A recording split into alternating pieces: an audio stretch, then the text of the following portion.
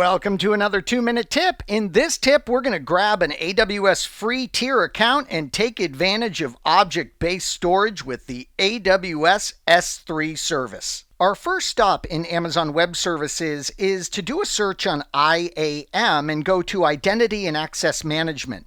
You see, the first thing I need to do here is I need to create a user account that will be my administrator account. I don't want to use the root account. That has way too much power. We want just a standard admin account inside of Amazon Web Services.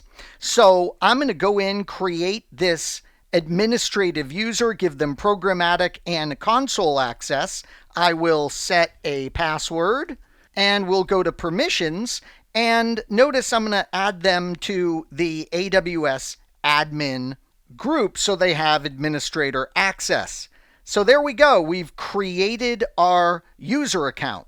Now notice I have my access key ID and my secret access key. I'm going to copy these out after clicking show to the clipboard so that I have these credentials for one of our steps.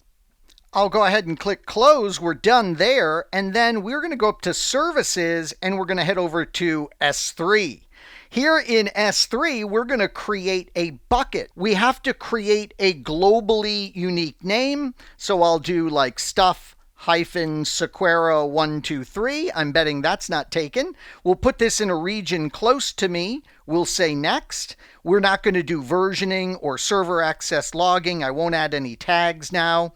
We'll say next. We're going to do read-write on objects and object permissions. That's great. We'll say next. We'll create our bucket, and there we got a nice little stuff bucket inside of S3. For working with my S3 bucket, in other words, moving stuff to it and from it, I'm going to download the freeware CloudBerry Explorer for Amazon S3. Here I'll just go under the File menu and we'll create a new Amazon S3 account.